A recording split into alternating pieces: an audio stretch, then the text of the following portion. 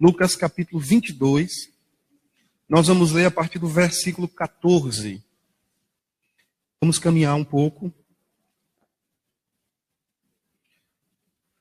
A partir do 14, diz assim a palavra de Deus. Chegada a hora, pôs-se Jesus à mesa, e com eles os discípulos ou apóstolos. Então ele lhes revelou: tenho desejado ansiosamente comer convosco esta Páscoa, antes do meu sofrimento. Pois vos digo que nunca mais a comerei, até que ela se cumpra no reino de Deus. Tomando um cálice, havendo dado graças, disse: recebei e reparti entre vós. Pois vos digo que de agora em diante não mais beberei do fruto da videira, até que venha o reino de Deus. Tomando um pão, tendo dado graças, o partiu e lhes deu, dizendo: isto é o meu corpo oferecido por vós. Fazei isto em memória de mim.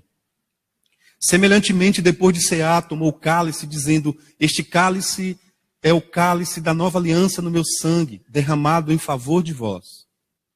Todavia, a mão do traidor está comigo à mesa. Porque o Filho do Homem, na verdade, vai segundo o que está determinado. Mas ai daquele por intermédio de quem está sendo traído. Ele está sendo traído. Então começaram a indagar entre si: quem seria dentre eles o que estava para fazer isto? Suscitaram também entre si uma discussão sobre qual deles parecia ser o maior. Mas Jesus lhe disse: os reis dos povos dominam sobre eles, e os que exercem autoridade são chamados benfeitores. Mas vós não sois assim, pelo contrário, o maior entre vós seja como o menor, e aquele que dirige seja como o que serve. Pois qual é maior, quem está à mesa ou quem serve? Porventura, não é quem está à mesa? Pois no meio de vós eu sou como quem serve. Vós sois os que tendes permanecido comigo nas minhas tentações e provações. Assim como o meu Pai me confiou um reino, eu vou-lo confio. Para que tomais, comais e bebais a minha mesa no meu reino. E vos assentareis em trono para julgar as 12 tribos de Israel. 31. Simão, Simão, eis que Satanás vos reclamou para vos peneirar como trigo. Eu, porém, roguei por ti, para que a tua fé não desfaleça. Tu, pois, quando te converteres, fortalece os teus irmãos. Mas Pedro, porém, respondeu: Senhor, estou pronto a ir contigo, tanto para a prisão, quanto para a morte. Mas Jesus lhe disse: afirmo-te, Pedro, que hoje 3 vezes negarás que me conheces, antes que o galo cante. Pedro, asseguro-te que antes que o galo cante, hoje, 3 vezes tu me negarás. Senhor, nós queremos te agradecer, Pai, pela excelsa bondade, pela graça, pela misericórdia, pela intelectividade, pela fé, pelos nossos sentidos, pela capacidade que temos de discernimento. Eu gostaria muito, Senhor, que esta palavra fosse um bumerangue em nossa vida, que rodasse os 4 cantos dessa igreja, mas que ela não ficasse lá, que voltasse para nós que estamos aqui em cima. Que essa palavra fosse a recomendação de Deus para a nossa vida. Que essa palavra fosse a bússola espiritual para os nossos passos. Que essa palavra fosse a água que mata a sede de uma alma sedenta. Que esta palavra seja o pão que sacia a fome de alguém que tanto carece de um alimento. Que essa palavra seja não uma muleta, mas uma consolidação para os trópegos na caminhada humana. Que a tua palavra seja não os óculos, mas que a tua palavra seja a cura para a visão espiritual. Que essa palavra não seja um simples líquido que derrete a cera de uma audição comprometida. Que essa palavra seja tremendamente a cura para a audição espiritual nossa. Que essa palavra seja, ó Deus, não um paliativo para o nosso coração. Que essa palavra seja cura para os corações feridos. Que essa palavra, Deus, não seja um asfalto novinho por uma concessionária. Que essa palavra seja lâmpada para os nossos pés e luz para o nosso viver. Ó Deus, que essa palavra seja flechas que destroem todas as artimanhas de Satanás. Que sejam flechas que destruam todas as armadilhas de Satanás. Que sejam flechas que carreguem no seu conteúdo um alimento tão sólido para nossa mente e nosso coração, que saiamos daqui nessa manhã conscientes. Deus falou conosco. Em nome de Jesus. Amém. Meus irmãos, o texto que nós acabamos de ler, ele fala da última Páscoa e da primeira ceia. A Páscoa, ela tem hoje uma conotação muito religiosa, muito tribal. A Páscoa tem hoje uma expressão extremamente voltada para uma cultura, especialmente no Brasil. Mas a Páscoa, a sua fundação, o sentido original da Páscoa, é que a Páscoa era um culto como esse, muito festivo, muito alegre. E este culto era uma espécie de declaração de fé. Quando o judeu celebrava a Páscoa, é como se ele estivesse fazendo publicamente uma declaração de fé.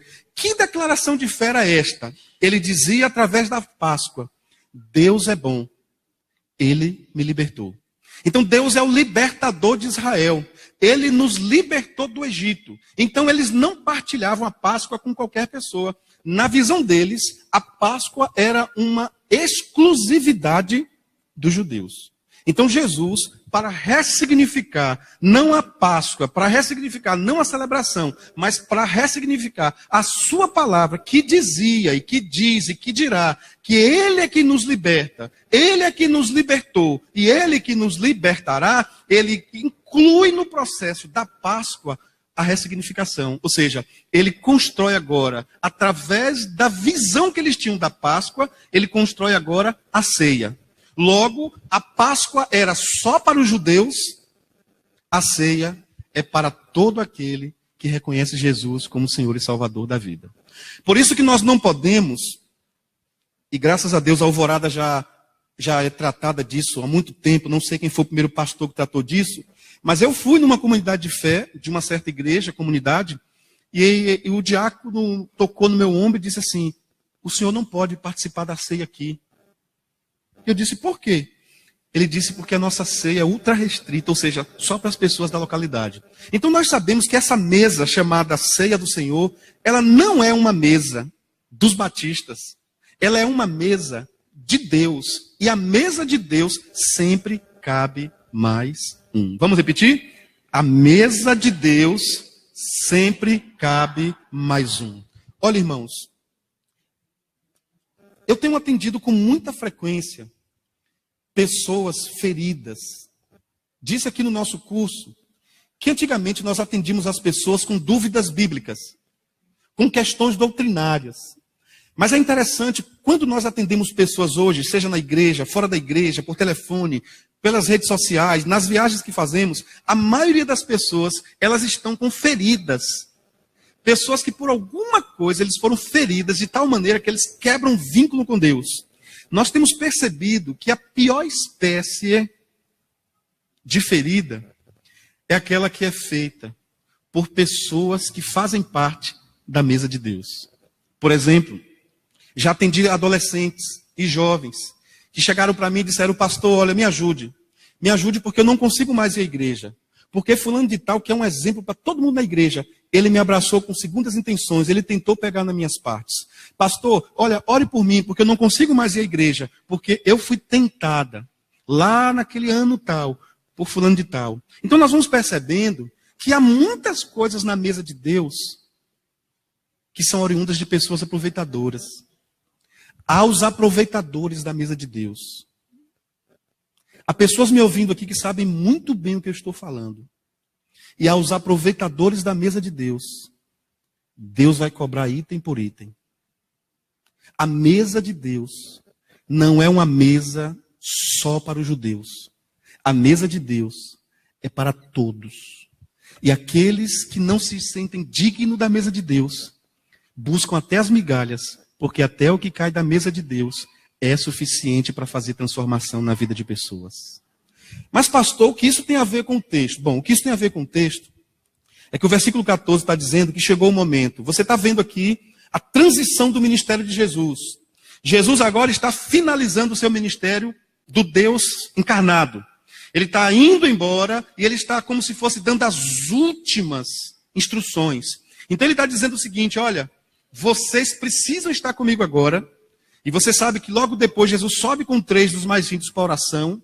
Há uma fragilidade no coração dos discípulos, há uma fragmentação do estilo de fé deles, há uma negligência dos ensinos de Deus na vida deles. Mas Jesus, sabendo de tudo isso, a Bíblia diz, meus irmãos, e quando chegou o momento, então o verso 15 diz, então ele lhes revelou, tendo desejado ansiosamente comer convosco esta Páscoa antes da hora do meu sofrimento. Observe que Jesus está dizendo o seguinte, eu vou passar pelo sofrimento. E porque vou passar pelo sofrimento, eu quero partilhar com vocês o que vou passar, porque lá na frente, em proporções menores, vocês também vão passar por sofrimentos.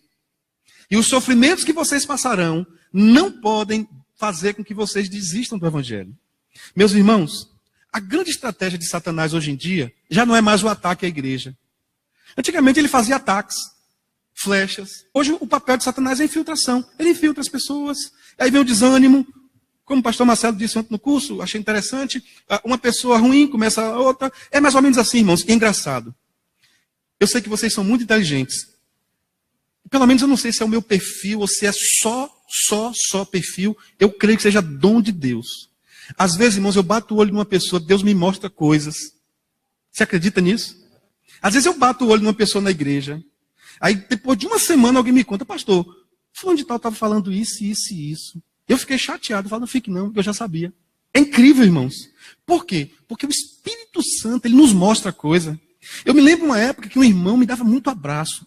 Continua me abraçando, não tem nada a ver uma coisa com outra. Mas ele me abraçava tanto, irmão. Era um irmão querido. Ele disse, você é o melhor pastor do mundo. E eu falei, caramba, esse cara sou eu. E ele me abraçava, e aquela coisa toda. Aí um dia, irmãos, eu estava orando. E vi um carro na paralela. Eu estou falando na internet, e tem algumas pessoas me ouvindo lá de Itapuã. Deus sabe o que eu estou dizendo aqui. Eu estava pregando, estava orando. E eu vi um carro na paralela. E quem dirigia esse carro na paralela era aquele moço da minha igreja, que me abraçava muito. Ele era muito cheio do Espírito Santo, ele falava muito de Deus. Pastor, oro tanto pelo Senhor, pastor. Eu falei, caramba, então eu posso pegar meu carro e botar 180, que esse cara ora muito por mim. E ele falou isso, eu vi um carro na paralela. Eu vi um som romântico, eu vi uma moça que não era a esposa dele e vi ele passando a mão na perna dela. E aquilo, irmão, foi um susto. E aí Tina não gosta que eu falo algumas coisas na igreja, então eu falo olhando para cá para nem olhar para ela. E aí eu estava pregando.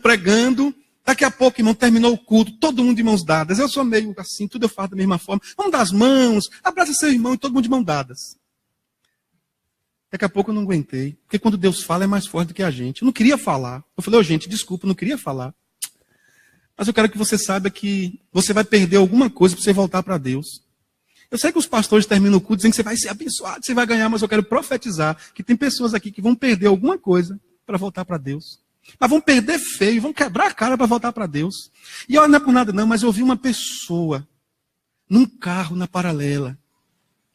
Isso. Ô irmão, ou forma de terminar o culto. Me senti o pior pastor do mundo. Pior que eu entrei no carro, assim. E Tina me olhando e eu fazendo de coisa que não estava vendo, dirigindo. Salvador tudo longe. Ela disse, bonito, né? Falei, eu acho bonito esses prédios, coisa mais linda do mundo. E aí dirigindo, ela, filho, por que você fez isso? Eu disse, o que foi que eu fiz, Tina?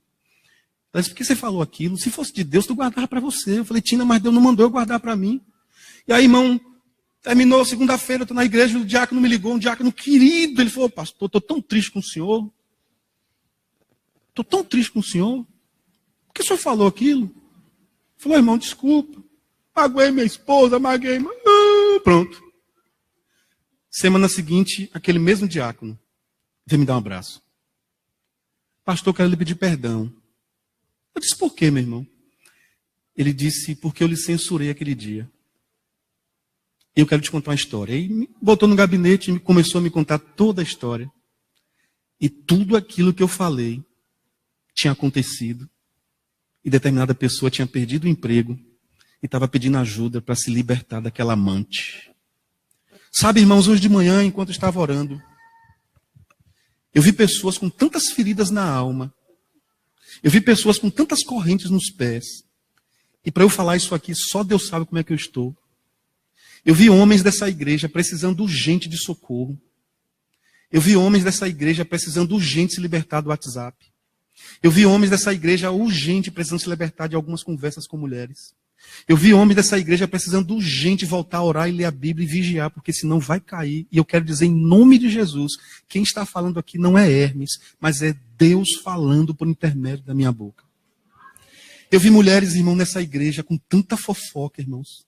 Eu vi mulheres dessa igreja com tanta sensualidade, irmãos, e eu não olho para minhas irmãs. Deus sabe o que eu estou dizendo. Eu vi mulheres dessa igreja com sensualidade, se olhando no espelho de forma sensual. Deus está falando com você. O seu corpo é templo do Espírito Santo. Eu vi jovens e adolescentes dessa igreja, irmãos, com promiscuidade na vida sexual, com mentira para os pais. Eu vi adolescentes dessa igreja, irmãos, até pegando dinheiro escondido na carteira dos pais. Eu vi adolescentes escondendo as verdades dos pais. E está sendo difícil para mim falar isso aqui nessa manhã. Porque quem está falando não é Hermes, é Deus falando por intermédio do pastor. E como eu estou aqui há 2 anos, vocês sabem que esse não é meu perfil. Só Deus sabe como eu estou sofrendo para falar isso. E o texto diz que Jesus, falando para os discípulos, fez alguns alertas. E dentre os alertas que Jesus fez, Jesus disse algumas coisas. Olha o que ele está dizendo no verso 17. E havendo pegado um cálice, ele deu graças e ordenou, tomai o cálice e partilhai entre vós. Observe que esse texto passa despercebido. Mas quem vive com Jesus precisa ser um garçom do cálice da transformação. Quem vive com Jesus precisa ter um cálice da partilha nas mãos. Quem vive com Jesus precisa pegar o cálice e ajudar o seu irmão. Quem vive com Jesus precisa ter consciência que é um carregador de cálice. E se você não é um carregador de cálice, você não está servindo e seguindo a Jesus. O verso 20 diz assim, da mesma maneira, depois de cear, pegou o cálice, explicando, esse cálice significa a nova aliança no meu sangue, derramado em seu benefício. 21, eis contudo que a mão daquele que vai me trair está com a minha sobre a mesa. Observe que Jesus agora está falando não de uma profecia. Jesus está falando da coisa mais óbvia para um Deus. Ele está falando que entre aqueles que estão ali, aqueles da intimidade dele, um processo de traição já tinha sido instaurado, e agora já estava em processo de andamento. E observe bem, meus irmãos, quando Jesus disse isso, ele vai dizer, o Filho do Homem certamente vai. Ele não vai recuar. Porque está escrito, está prescrito, determinado. Verso 23, a partir de então, começaram a questionar entre si quem seria dentre eles o que estava para fazer isso. É muito comum, quando um pastor fala o que eu falei aqui há pouco instante, é muito comum que as pessoas saiam se perguntando e se julgando. Mas eu quero te fazer uma recomendação. Saia daqui olhando para a sua vida. Saia daqui vigiando, olhando para o seu coração. Saia daqui na perspectiva de um discípulo de Jesus que quer o melhor para você mesmo. Não saia daqui pensando no seu esposo. Não saia daqui pensando na sua esposa. Saia daqui pensando em você, porque eu estou junto, eu vou sair daqui pensando em mim. E o que eu vejo na palavra de Deus é que os discípulos não entenderam que Jesus não estava jogando sorte. Jesus estava alertando. E olha o que a Bíblia vai dizer, irmãos. O verso 25.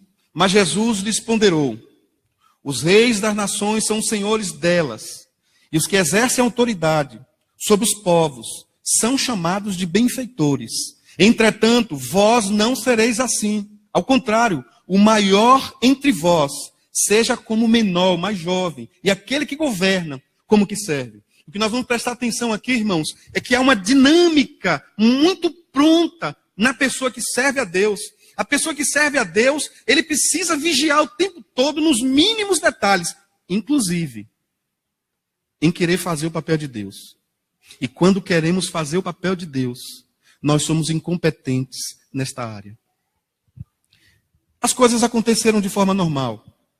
E ele vai dizer no verso 29, assim como meu pai me outorgou um reino. Observe que 9 vezes ele vai falar do reino de Deus. Assim como meu pai me outorgou um reino, eu o designo a vós, para que comais e bebeis a minha mesa no meu reino, e vos assentareis em tronos para governar as 12 tribos de Israel.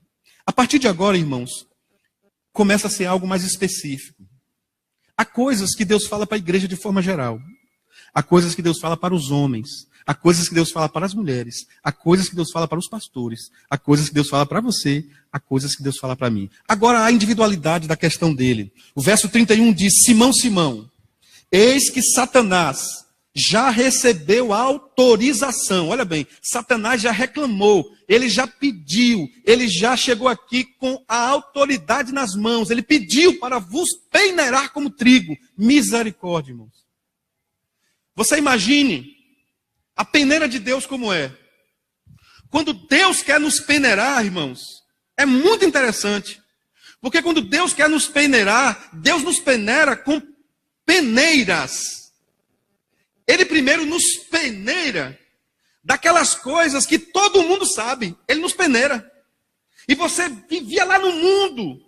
Sabe, irmãos, você fumava, bebia, prostituía, mentia, era faccioso. E aí você recebe Jesus, você vem para a igreja. Aí você passa pela peneira, você mentia, não está mentindo mais. A peneira de Deus te tratou. E você era uma pessoa que fazia facção no seu trabalho. Em nome do sindicato, você fazia a facção para derrubar todo mundo. A peneira de Deus não faz mais isso. Sabe, irmãos, a peneira de Deus foi cuidando de você. Aí você vem para a igreja, aí está o maior erro nosso. Porque Satanás, quando nós não somos peneirados por Deus, Satanás nos peneira. Quando Deus nos peneira, ele tira de nós o que não presta. Você pode repetir isso comigo? Quando Deus nos peneira, ele tira de nós o que não presta. Diga, não presta. Tá feio, diga, não presta. Mas quando Satanás nos peneira, ele tira de nós o que presta. E se você não abrir os olhos, se a sua vida for peneirada por Satanás, ele vai tirar de você o que presta. E o que é que presta em você? O temor a Deus, a oração, a fidelidade. Tudo de Deus na sua vida vai ser tirado aos poucos. Não deixe Satanás te peneirar. Pelo contrário, isto é, Deus quer peneirar sua mente, seu coração, sua vida. Aleluia! Eu tenho me preocupado muito porque Satanás quer me peneirar. Satanás quer me peneirar, irmão. Eu tenho me preocupado muito. Eu peço oração aos irmãos. E você sabe que Satanás tem te peneirado. E se você não abrir os olhos, até o que você tem de superficial, que é vir à igreja, até isso ele vai tirar de você. Porque quando o escândalo chegar, nem aqui você vai querer vir mais. Deus, quando peneira, ele tira o que não presta. Satanás, quando peneira, ele tira o que presta. Eu vou repetir, irmãos, porque Deus sabe o que eu estou falando nessa manhã. Para mim está sendo muito difícil. Eu preparei a palavra em Êxodo capítulo 18. De manhã eu não viria, porque minha coluna está travada. Eu falei, Tina, eu preciso ir. Tina, fica, eu preciso ir. Porque Deus falou comigo. Quando Deus peneira, ele tira o que não presta. Quando Satanás peneira, ele tira o que presta. Deixe Deus te peneirar que é melhor. Ah, pastor, mas eu sou uma viúva, cuidado. Ah, pastor, mas eu sou um líder, cuidado. Ah, pastor, mas eu sou pastor, cuidado. Ah, pastor, mas eu sou ministro, cuidado. Ah, pastor, mas eu sou professor de escola bíblica, cuidado. Ah, pastor, mas... Cuidado. Essa palavra não é para você.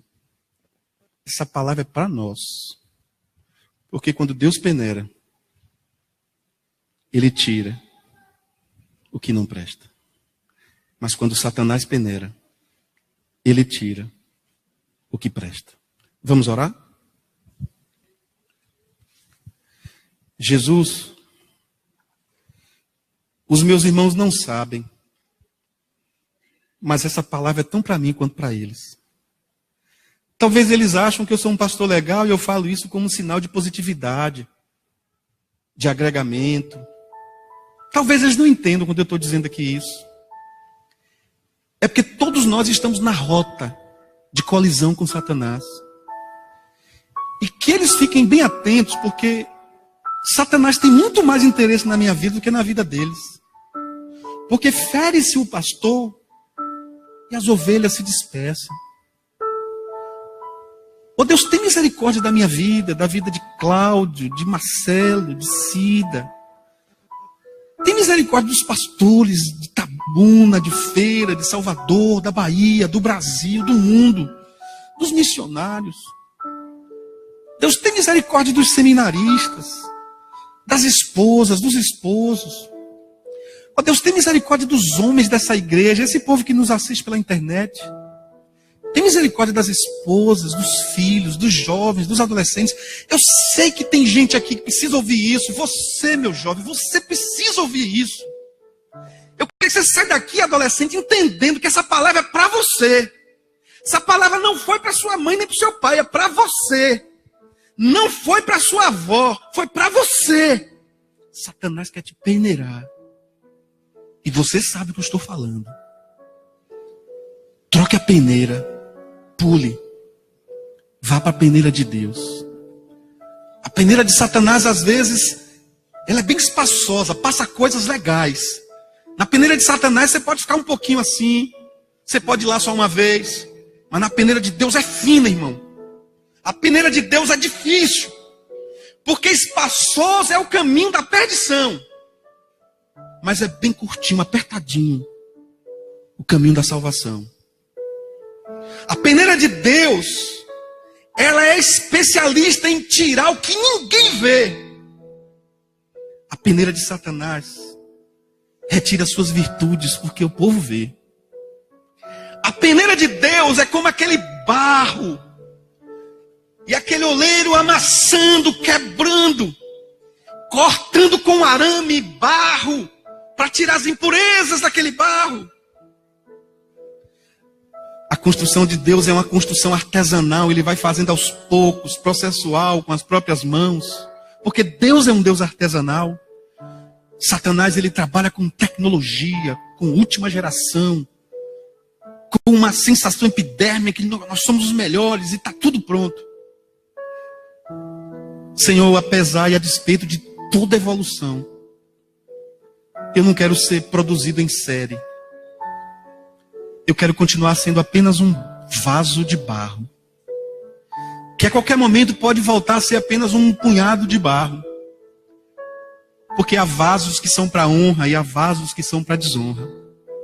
Há vasos que ornamentam uma mesa de uma sala lindíssima. Há vasos que ficam presos, trancados dentro de uma geladeira que só aparecem de vez em quando alguém tem sede. Deus, eu quero apenas ser um vaso. E eu queria pedir que os meus irmãos e minhas irmãs fossem vasos. E para sermos vasos, precisamos passar pela peneira de Deus. Que o Senhor vos abençoe e vos guarde.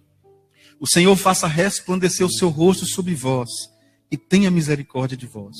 O Senhor sobre vós levante o seu rosto e vos dê sempre, mas sempre mesmo, a paz em nome de Jesus.